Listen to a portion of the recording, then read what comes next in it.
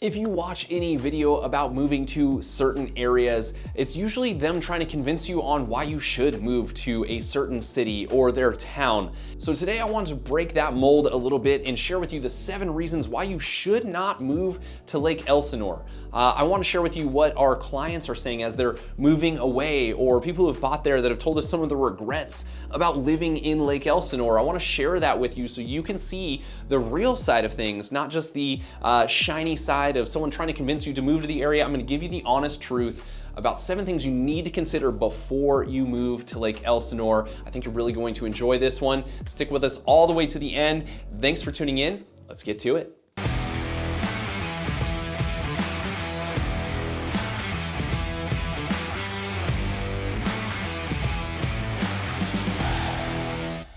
Hey guys, I'm Andrew Lewis, your local Temecula Valley realtor, and this channel is dedicated to all things living in the Temecula Valley.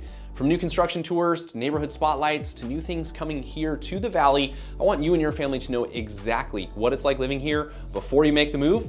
Let's get to it. All right, like I said, I am here to give you the honest truth about living in Lake Elsinore. None of the shiny stuff about why you're gonna like it. These are all of the cons. I'm not here to bash on Lake Elsinore, but I wanna give you the truth so that you can decide whether this is the right place for you. Let's get to it. Reason number 1 is the lake isn't necessarily what you think. So it sounds great to live next to the lake, have a view of the lake, and have all these water activities that you can take on and take part of during those hot summer months here in Southern California. But the lake isn't what you think. So while swimming is technically allowed inside of Lake Elsinore, the water quality can get questionable at times, especially during the hot summer months with algae blooms and some areas of stagnant water. It can look a little yucky at times and sometimes even come with a small bit of a smell. I'm not exaggerating, I wanna give you the truth there. So if you wanna move to Lake Elsinore because you feel like it's going to be a great place for you to drop your boat in, enjoy summers on the water, you can do it, but a lot of residents actually choose to stay out of the water at times. And so a lot of people usually just use Lake Elsinore as something you can look at, but maybe not something that you're actually gonna want to get in. Reason number 2 is high winds and poor air quality. So Lake Elsinore can get hit with some high winds coming through the Ortega Pass, kind of the cut through from the beach cities all the way here into the Inland Valley. And so that wind can get very strong, especially the Santa Ana winds, which are known to kick up here in the area and cause strong winds. It can kick up all sorts of dust and pollen, can really be a nightmare for you with some allergies. And so that's something you need to consider before moving here. This area also does trap some smog and other pollutants from other nearby larger cities. So while Lake Elsinore itself doesn't necessarily have poor air quality, it gets sucked into the area kind of right up against the lake from some of those much larger areas. So some of the air quality scores can be much lower. There are certainly days where it is significantly better than surrounding areas, but there are times when it can get really bad. And that's the honest truth about some of that. Reason number 3 is the Ortega Highway is no joke. Maybe you are looking to move to Lake Elsinore and looking at the fact that, hey, I could live there and maybe I'm gonna work in Orange County and I'm just gonna take this Highway 74 that just cuts me straight through there and cut down on some of the commute time and avoid the crazy freeways in Southern California.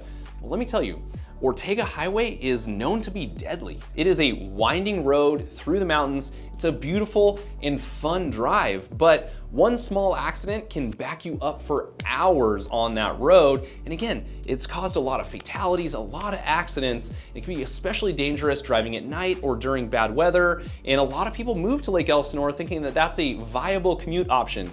And it can be, I'm not saying you cannot, but it is something that, you could be significantly late for work due to, a motorcycle that's gone down, or even just a small fender bender, as it's not a multiple lane highway, it's through winding mountain roads. So something to consider there. If you're looking at the map, that Ortega Highway might not be what it seems like to you. Reason number 4 is pockets of crime and inconsistency. Now, I'm not here at all to say that Lake Elsinore is a bad area to live, but I am saying that areas can be very inconsistent. You can have one area that is older and run down and come with some higher crime stats. I'm not saying that with my own personal opinion. You should look at the crime stats online for certain areas, but you can come from one of those areas and then you can just jump a few streets over into a brand new neighborhood with new shopping centers and all of that there. And so it just feels like there's areas of inconsistency. If you live in an area like Murrieta or Temecula, the overall feel of the community stays pretty consistent throughout. Regardless of what year homes were built, yes, they may look a little bit older, but stay a little bit more well kept. Lake Elsinore just has some pockets that are vastly different from each other, and you can feel like you're in two totally different worlds depending on the area that you end up in. And so I say all of that just to say there's some really great areas in Lake Elsinore, but you should absolutely do your homework and know where you're choosing to live within that area. So don't just be attracted to really low prices because there's probably a reason that there's something there. You just want to be careful with that. Do the research, make sure that you evaluate all of your statistics on things and make sure that you know exactly what you're getting yourself into before making a purchase. Reason number 5 is schools are hit or miss in Lake Elsinore. So Lake Elsinore does have its own school district, the Lake Elsinore Unified School District, but the scores are consistently lower than surrounding areas like Murrieta, Temecula, or even Corona to the north side of things. And so you want to go to greatschools.org. That's where we evaluate most of our schools here for any of our talking here on the channel. Go to greatschools.org and compare some of the schools. Murrieta, Temecula, Corona, typically a 7 out of 10 or higher on all of their schools in the area. It's pretty rare to see anything drop below 7. When it comes to Lake Elsinore, most schools actually fall below that 7 number. And so the growth in Lake Elsinore has been stagnant for some time, and that kind of keeps the school system at the level that it's at. Now, as Lake Elsinore grows, which it is a growing community. As it grows, more homes are built, more tax revenue is brought into the area that goes towards those schools, and we will see those improve over time. But right now, if you're bringing a kid into the school system in Lake Elsinore, just know it's going to be ranked lower than some of the surrounding areas. And again, you should do your research on that before making that move to make sure that's a sacrifice that you want to take on. I'm not saying someone can't get an amazing education in Lake Elsinore. It's just those schools' ratings, according to greatschools.org, are going to be lower than surrounding areas. Reason number 6 is Lake Elsinore has a bit of a reputation that it's still trying to shake off. The city has been known in years past, and people have said it's rough around the edges. And so that kind of comes with some of the inconsistency that I was talking about a moment ago. It still kind of has some of that reputation, although it has done a ton to change over time. The city has brought in new tax dollars and new revenue to try to change some of that. I said the lake isn't what you think it is.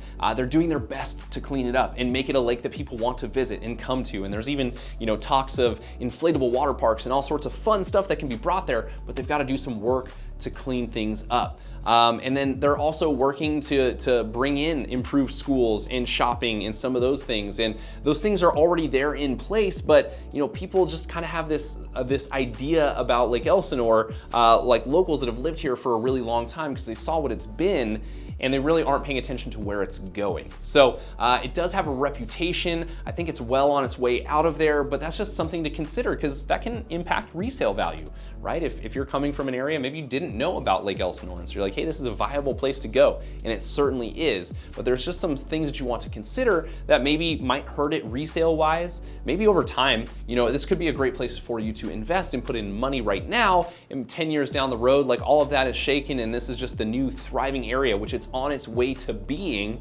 but for now, still working to shake some of that off. Reason number 7 is hot weather and wildfires. Those are things that you want to consider here when moving to Lake Elsinore. It gets hot in the summer, several days up over 100 degrees, an average temperature of right at 97 degrees during the summer, so it gets hot. That is something to consider. Along with hot summers comes increased fire risk. And that brings concern to residents, not only about their belongings being safe, but also with the cost of their homeowner's insurance. And we're seeing that rise every single year here in Southern California. And that's not just a Lake Elsinore Elsinore thing. That is a whole Southern California thing. But a factor to consider is that hot temperature and those wildfires. They come with increased costs for your air conditioning. They come with increased costs for your homeowner's insurance. And so those are things you're going to want to work with your real estate agent on to make sure that you're factoring some of that in. Again, a really great bang for your buck price-wise on the homes in Lake Elsinore, but are you factoring in the extra electrical costs, the extra cost for some of those insurance costs and all of that? So some things to consider before making that move. So that's it for our video on 7 things to consider before moving to Lake Elsinore. You want to be sure that you know the good and the bad about any community that you move to. And some of these same things can be said about just about any place in the Temecula Valley. And so you just want to make sure that you do some research ahead of time. If you have any questions about moving to Lake Elsinore or to the Temecula Valley or Southern California in general, I would love to chat with you and help you through that process. You can reach out to me in several different ways. You can call, you can text, you can send an email, you can even schedule a one-on-one Zoom consultation. Click down into the description below. Click the link that will take you directly to the calendar where you can schedule a one-on-one Zoom consultation. No pressure. We just hop on there, answer any questions that you've got about the community, and see if this would be the right fit for you going forward. And we're here to answer any of those questions and give you a fair and honest assessment of if this is the right move for you. So thank you so much for tuning in today. I appreciate you guys. Thank you for those that like our videos, subscribe, leave comments. I always appreciate that. Keep that going. Thanks for tuning in. We'll see you next time.